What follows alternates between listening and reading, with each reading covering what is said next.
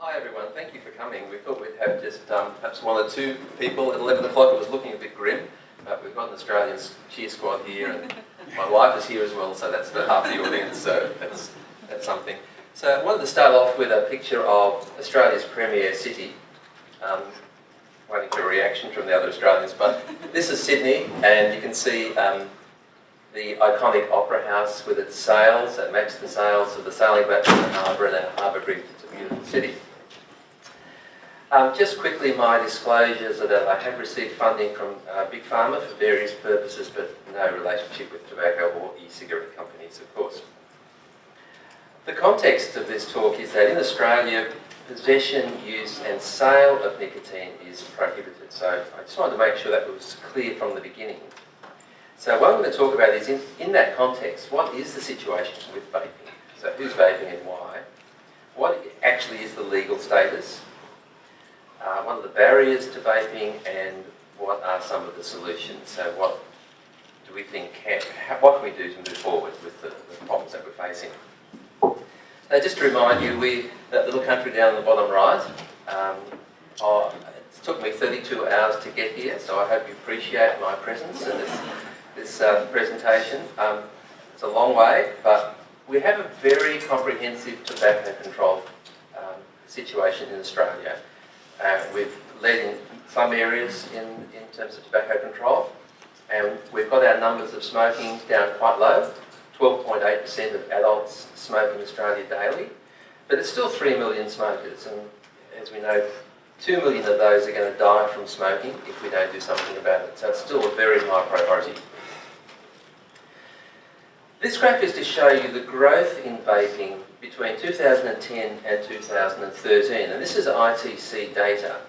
So on the left we have the Australian data, and you can see that in 2010 virtually no one was vaping. In 2013 they've gone up to about 9%. These are current vapers, and that's compared to the UK, which is quite unregulated. So it's interesting that this study calculated that the rate of growth was the same in both countries. Although the absolute rates, of course, are much greater in the UK, which is interesting in spite of our very strict regulatory environment. And the latest data, which hasn't yet been published, oh, that's Her Majesty, just to remind you that's the English side on the other side. The latest Australian data is 14.6% in 2014. So as you can see, there's a very rapid and substantial rise in vaping over the years, in spite of the restrictions that we face. So 14.6% of Australian smokers are current vapers. What's interesting is the frequency of vaping. So only 17% are vaping daily, which is very low. 11% are vaping weekly, the rest are vaping less than weekly. And obviously there are lots of reasons for this. It's all around the legislation, the laws, the availability of e-cigarettes, the availability of nicotine, and so on. And we really need to do something about that to get the best results from vaping, of course. We all know it needs to be daily, at least for most people. 6% of the recent ex-smokers are vaping, so there's some hope there that, yes, it does seem to be working for some people. We have a number of them in the audience who would vouch for that. As in other countries, vapers tend to be younger, or at least the rates are highest in the younger people, more in the young men. It seems to be acceptable across the socio-economic groups. But again, one of the problems is a minority of people use nicotine. I think in the UK it's over 80%. In Australia, in that latest survey that we have, the latest data we have, it's less than 50%. And so that would partly explain, I think, why it may not be successful if people aren't using it frequently, as that graph indicates. But they are using it for all the right reasons, and it's much the same as in other countries. So about a third are using it to quit smoking, and 12% of quit attempts now are that people who use e-cigarettes or ends for that purpose. About a quarter of vapers are using it to cut down. Others say because it's better for their health. And then there is that group that's just using it when they can't smoke. But it's only a small percentage, and I think the benefit to the other groups more than outweighs that risk, which is it delaying quitting smoking or not, I don't know, but that's not one of the desirable outcomes. So the big problem in Australia is that historically nicotine is regarded as a very dangerous drug and has been classified as a chemical which needs to be highly restricted. All drugs and medicines and chemicals are classified in Australia according to our poison standard, which is this document. And there are 9 schedules based on risk and the degree of regulatory control for that chemical or drug. So every drug is slotted into one of these 9 schedules and they're listed in the poison standards. So in terms of nicotine for general use, so if you want to use it for recreational vaping or as a substitute for tobacco, it's regarded as a dangerous poison in the same category as arsenic and strychnine. Now this is historical, and of course we know nicotine isn't as toxic as we used to think it was, but nevertheless that's where it's locked in. And that's why in Australia the possession, sale and use of nicotine is illegal. So that's our biggest challenge.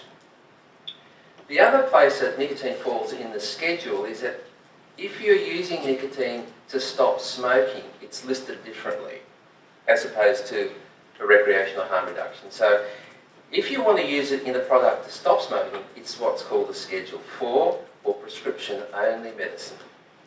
So these are for drugs that are much less toxic but need a doctor's script. The trouble is that if you have a product that is approved for this purpose, it has to go through our TGA, our Therapeutic Goods Administration, which is the equivalent of the FDA or the MHRA.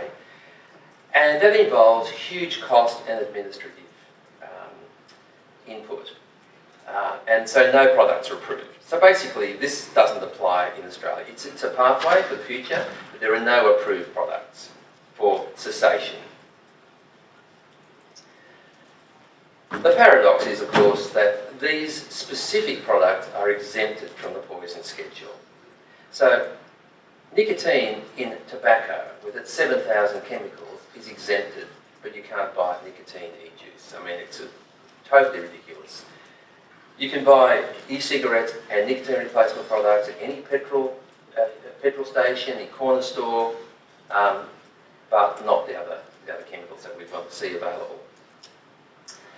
There are 2 legal pathways that are available, and these are, so people can vape with nicotine legally in Australia if they have a doctor's prescription and they import the nicotine from overseas. So you can go online, import the drug, use it legally if you have a doctor's prescription. And that's a loophole, a known and accepted loophole under our TGA or our FDA equivalent.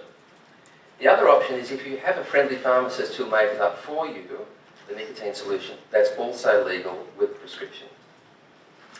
If you get a script from your doctor, take it to the compounding pharmacy, and there are 1 or 2 that will make it, then that's a legal option. But having said that, most people still just buy it online or from the black market, and you possess and use it illegally. And people just aren't aware of these reasons, and also Australians don't like being told what to do. This is, if you forgive me, is from another blue advertisement, similar to the one we saw before. So people don't want to have to go through this mess, but generally they don't know about it, that these legal options are available. So that's the federal classification of nicotine as a poison, which is our main restriction on the use of vaping in Australia. More recently, our states, and we have Australia's broken into 7 states and territories, are introducing laws to capture e-cigarettes along with the other tobacco products. So they've decided that they need to restrict, apart from the whole nicotine restriction, they need to restrict all these other aspects of nicotine, of electronic cigarettes or ends, including sales to minors, they're restricting advertising, point of sale displays, restrictions in smoke-free areas, you can't vape in cars. It's different for every state, it's the cars with children, it's different in every state, but these restrictions are gradually increasing. And that's a concern, and we're worried about, we've been applying to have these changes modified and and prevent it, but unfortunately the attitude in Australia is very negative towards these products. Yet having said that, in spite of all the restrictions, there's very little enforcement. So there have been cases of people convicted for selling nicotine. This is one in Queensland, another in Queensland, one of our northern states. This poor gentleman lit up an e-cigarette at a railway station and was fined $300 for smoking. The judge just didn't get it. And you heard yesterday about Vincent Van Heerden from our western state, Western Australia, who lost his whole business, appealed, and then ended up losing his house and went bankrupt. Because in Western Australia, you can't sell a device that looks like an e-cigarette. You can sell cigarettes, but you can't sell a device that looks like an e-cigarette. So even without nicotine, his business was destroyed. So that's what we're up against. So it's not just in Western Australia, but all governments, all NGOs, medical organisations and public health organisations are opposed to electronic cigarettes. So the AMA, the Heart Foundation, our cancer councils, the TGA, the National Health and Medical Research Council, all have policies that oppose the general availability of e-cigarettes. So we really don't have a chink in the armour that we can work with. There's no accepted body that will really support the changes that are proposed. Doctors are very uninformed. You can go to your doctor and get a script for nicotine and use it legally. A number of the vapers who are here from Australia have told me they've been to doctors and the doctors have refused to write them scripts because it's not approved, it's a dangerous drug. So they have to keep smoking or do it illegally. We have another problem in Australia with public health activists.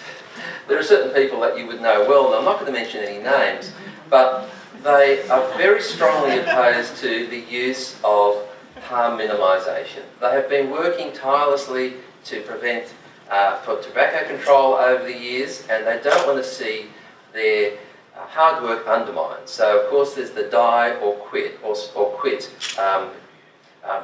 recommendation for smokers from these well-known figures.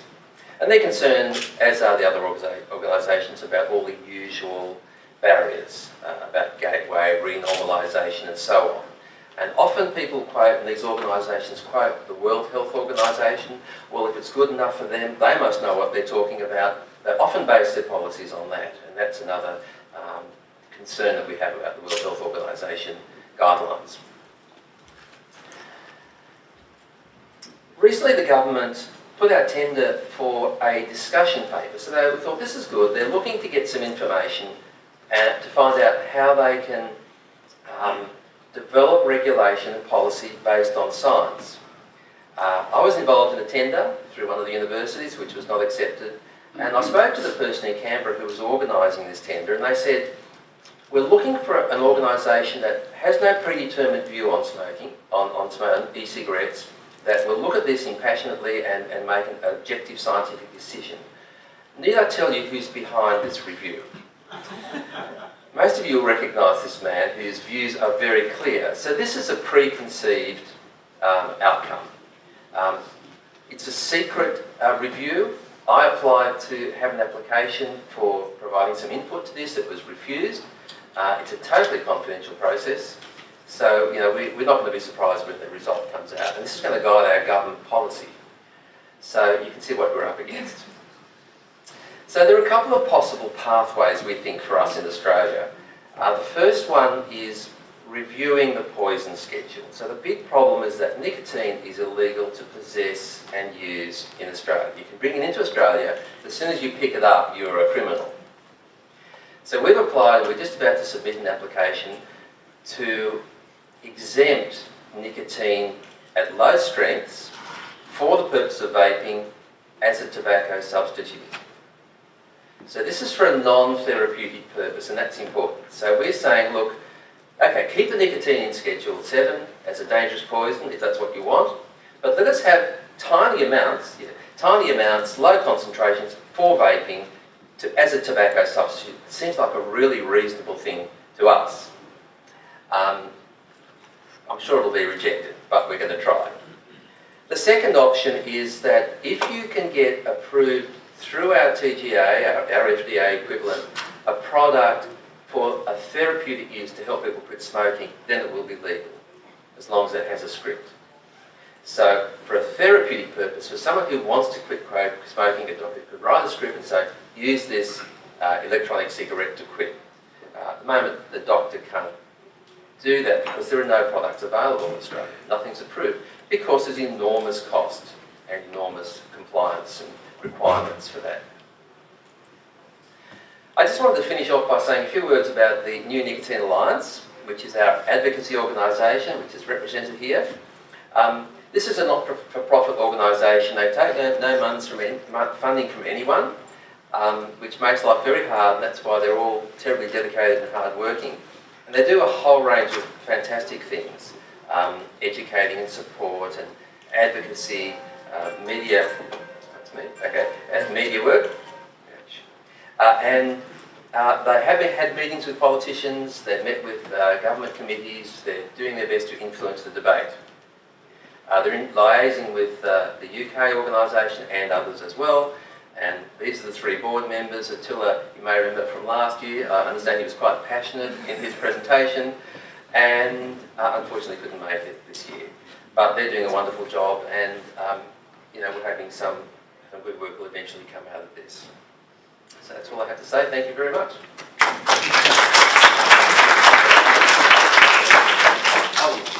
Thank you so